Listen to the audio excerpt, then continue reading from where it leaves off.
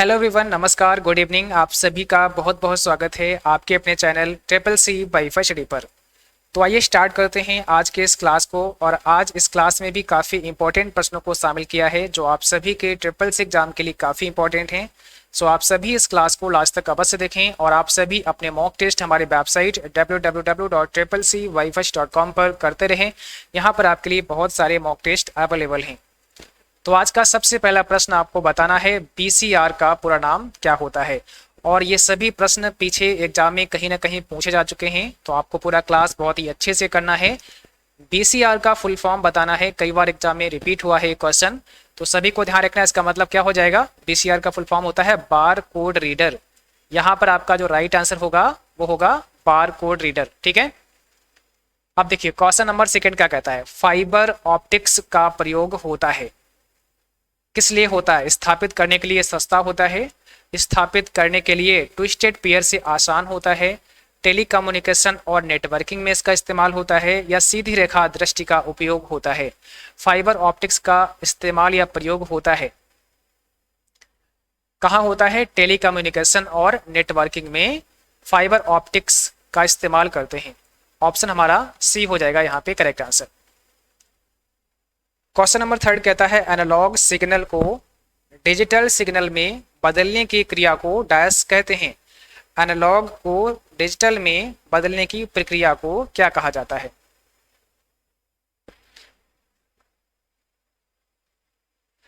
तो यहां पर हो जाएगा ऑप्शन बी, डिमॉड्यूलेशन कहते हैं। ठीक है, ये चीज मैंने पहले भी आपको बताई थी। एनालॉग सिग्नल को जब डिजिटल में कन्वर्ट करते हैं तो उसे डिमॉड्यूलेशन कहते हैं, और जब डिजिटल सिग्नल को एनालॉग में कन्वर्ट करते हैं तो उसे मॉड्यूलेशन कहते हैं। और ये काम कौन करता है? तो आपका मॉडेम ये काम करता है, जैसे मॉड्यूलेटर डिमॉड्यूलेटर का भी नाम देते हैं। ठीक है, इंस्टाग्राम पर हम क्या पोस्ट कर सकते हैं? आप वहां पर पीडीएफ पोस्ट कर सकते हैं, या फिर कोई फोटो पोस्ट कर सकते हैं, कोई डॉक्यूमेंट पोस्ट कर सकते हैं, या कुछ आप टेक्स्ट भी पोस्ट कर सकते हैं।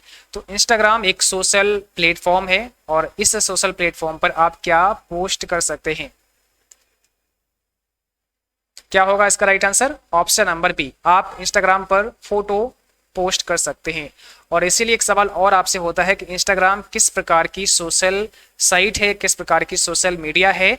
तो इंस्टाग्राम एक फोटो शेयरिंग सोशल माध्यम या सोशल मीडिया है। कैसा? एक फोटो शेयरिंग है, आप यहाँ पर फोटो शेयर कर सकते हैं।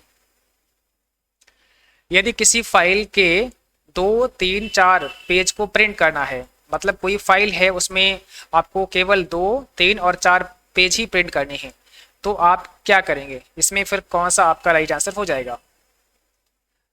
2, 3, 4, 2, 3, -4, 2-4, या इसमें से कोई नहीं? तो यहाँ पर फिर क्या होगा? देखो, हम 2, 3 और 4 पेज प्रिंट करना चाहते हैं, तो यहाँ हमारा ऑप्शन हो जाएगा सी। फिर हमें 2 से लेकर के 4 तक के पेज को प्रिंट करना होगा, यानी कि यहाँ पर सी ऑप्शन हमारा करेक्ट आंसर है। एटीएम और क्रेडिट कार्ड में कितने डिजिट होते हैं? How many digits are there in ATM and credit card? आपने देखा होगा आपका जो एटीएम कार्ड होता है और आपका जो क्रेडिट कार्ड होता है, इसका नंबर कितना होता है? तो ये हमारा 16 अंकों का होता है, या 16 डिजिट का होता है। ऑप्शन हो जाएगा सी करेक्ट, 16 डिजिट का होता है। इनमें से क्या मल्टीमीडिया श्रेणी में नहीं आता है?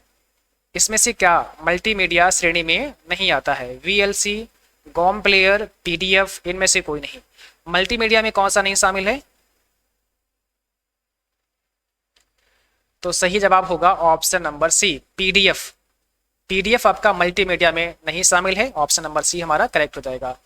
ईमेल में @ से पहले के भाग को क्या कहते हैं? आपने देखा होगा जो आपका ईमेल एड्रेस होता है उसमें जो @ का पहले का पार्ट होता है, उस पार्ट को क्या बोला जाता है? तो उस पार्ट का नाम यूजर नेम होता है। यानी कि जो आपका @ का सिंबल होता है आपके ईमेल एड्रेस में, उससे पहले का पार्ट यूजर नेम होता है और लास्ट वाला पार्ट डोमेन नेम होता है। जब कंप्यूटर किसी डॉक्यूमेंट को प्रिंट करके बाहर निकालते हैं तो उसे कहते हैं, अगर कंप्यूटर से किसी डॉक्यूमेंट को आपने प्रिंट किया और प्रिंट होने के बाद जो आपको प्रिंट आउट मिलता है उसको क्या बोला जाता है? Soft copy, hard copy, document, या फिर कॉपी? तो जब आप प्रिंट कर लेते हैं तो उसे हम हार्ड कॉपी बोलते हैं। वो हमारी एक हार्ड कॉपी होती है, और जो हमारे सिस्टम के अंदर फाइल होती है वो आपकी सॉफ्ट कॉपी होती है। यहाँ पर आपको बताना है बूम का फुल फॉर्म क्या होता है। What is the full form of boom? तो बूम का फुल फॉर्म क्या हो जाएगा? तो ध्यान रखना है सभी को, ऑप्शन हमारा पहला करेक्ट हो जाएगा, बिनोकुलर ओमनी ओरिएंटेशन मॉनिटर। ठीक है, ऑप्शन हमारा पहला करेक्ट होगा, बिनोकुलर ओमनी ओरिएंटेशन मॉनिटर आपका राइट आंसर है।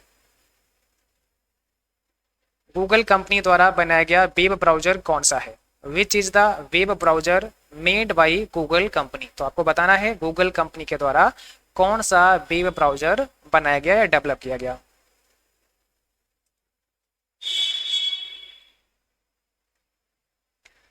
तो यहां पर हो जाएगा ऑप्शन पहला क्रोम। आपको पता है गूगल क्रोम एक वेब ब्राउजर है जो कि गूगल के द्वारा ही बनाया गया है, तो यानी कि गूगल का ही वेब ब्राउजर है, आप ऐसा बोल सकते हैं। कंप्यूटर में पेंटियम शब्द का संबंध किससे है? What is related to the word Pentium in computer? Monitor से है, सीपीयू से है, माइक्रो प्रोसेसर से है या मदरबोर्ड से है?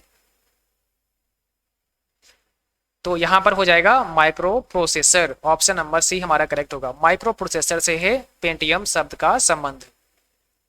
एप्पल कंपनी द्वारा बनाया गया ऑपरेटिंग सिस्टम का नाम क्या है? एप्पल कंपनी के द्वारा बनाया गया ऑपरेटिंग सिस्टम का नाम आपको बताना है। तो इसमें कौन सा आपका सही जवाब है? यहां पर होगा option number C, Mac operating system.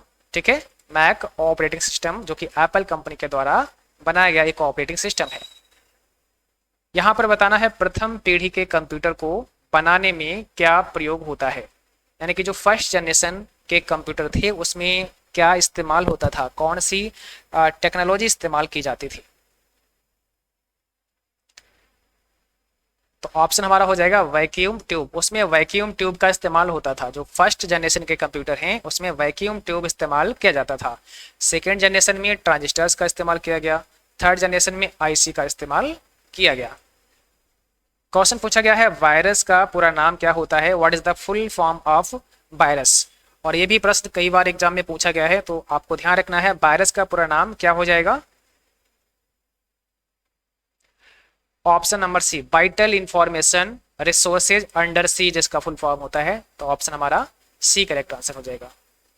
Libre office Writer में कंट्रोल एस का प्रयोग खुली हुई डॉक्यूमेंट फाइल को बचाने के लिए किया जाता है, यानी कि सुरक्षित करने के लिए या सेव करने के लिए करते हैं। In LibreOffice Writer control S is used to save the opened document file. तो बिल्कुल सही है, लिब्रे ऑफिस राइटर में कंट्रोल एस का इस्तेमाल फाइल को सेव करने के लिए किया जाता है। ऑप्शन पहला आपका राइट होगा। और यहाँ पर आपको बताना है कंप्यूटर में किसी ऑब्जेक्ट या टेक्स्ट को मूव करने के लिए माउस बटन को पकड़कर रखने को क्या कहा जाता है? यानी कि कंप्यूटर में किसी ऑब्जेक्ट या किसी टेक्स्ट को आप मूव करना चाहते हैं तो आप माउस बटन को पकड़ के रखते हैं, इसको क्या बोलते हैं? यानी कि माउस से आपने खींचा और कहीं पर छोड़ दिया, तो जब आप माउस बटन को दबा करके किसी ऑब्जेक्ट को होल्ड रखते हैं उसे क्या बोला जाता है? उसे ड्रैगिंग। ड्रैगिंग, और उसके बाद में फिर आप उसे ड्रॉप कर देते हैं तो वहां पर वो फाइल हमारी कॉपी होकर पेस्ट हो जाती है। ठीक है, तो यहाँ पर हो जाएगा ड्रैगिंग, ऑप्शन नंबर पहला हमारा करेक्ट होगा। और इस क्वेश्चन में आपको बताना है एनक्रिप्शन की मदद से मैसेज को सांकेतिक शब्दों में नहीं बदला जा सकता है।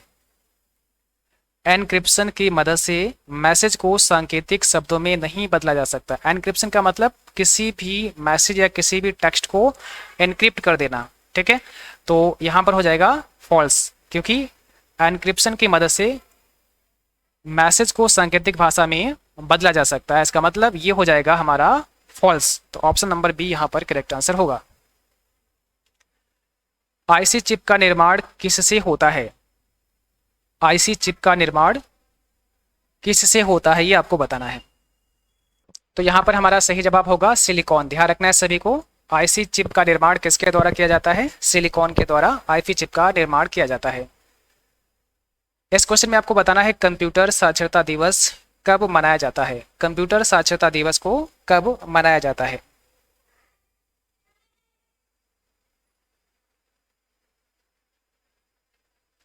तो यहां पर हमारा ऑप्शन नंबर बी हो जाएगा। कंप्यूटर साक्षरता दिवस को 2 दिसंबर को मनाया जाता है। सभी को ध्यान रखना है, कंप्यूटर साक्षरता दिवस 2 दिसंबर को मनाया जाता है। और यहाँ पर आपको बताना है किसने बेसिक कंप्यूटर भाषा का विकास किया था, यानी कि बेसिक कंप्यूटर भाषा का आविष्कार किसके द्वारा किया गया था। निकोलस वर्थ के द्वारा, जिम क्लार्क के द्वारा, जॉन जी कैमनी के द्वारा, या इनमें से कोई नहीं। तो सभी को ध्यान रखना, यहाँ पर ऑप्शन नंबर सी हो जाएगा, जॉन जी कैमनी के द्वारा बेसिक कंप्यूटर भाषा का विकास किया गया था। और इस क्वेश्चन में आपको बताना है कंप्यूटर भाषा जावा के आविष्कारक कौन है। Who is the inventor of computer language जावा, यानी कि कंप्यूटर में जो जावा लैंग्वेज है इसका आविष्कारक कौन है, या इसका आविष्कार किसके द्वारा किया गया है। तो यहाँ पर सही जवाब हो जाएगा सन माइक्रोसिस्टम। सन माइक्रोसिस्टम के द्वारा कंप्यूटर में जो जावा लैंग्वेज है इसका विकास हुआ है, डेवलप किया है।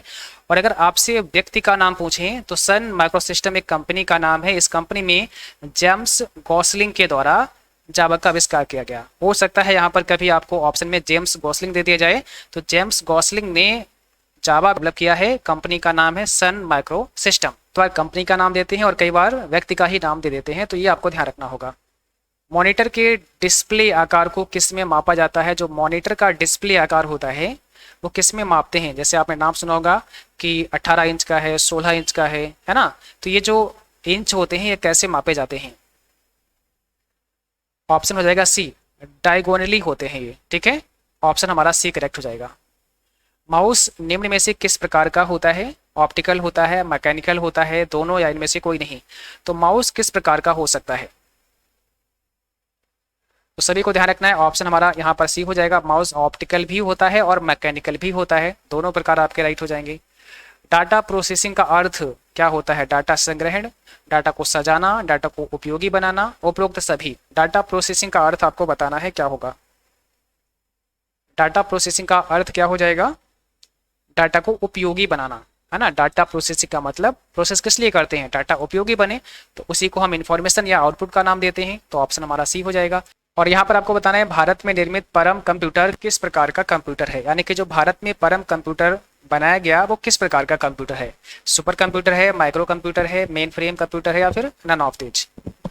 तो सही जवाब क्या होगा आपका, ऑप्शन पहला सुपर कंप्यूटर है। ध्यान रखना है सभी को, भारत में परम कंप्यूटर आपका एक सुपर कंप्यूटर है जिसे सी डैक द्वारा बनाया गया, यानी कि सुपर कंप्यूटर को सी डैक ने डेवलप किया। और पहला जो सुपर कंप्यूटर है, भारत का फर्स्ट सुपर कंप्यूटर है, उसे परम 8000 के नाम से जाना जाता है, ठीक है। तो ये भी आपको ध्यान रखना है।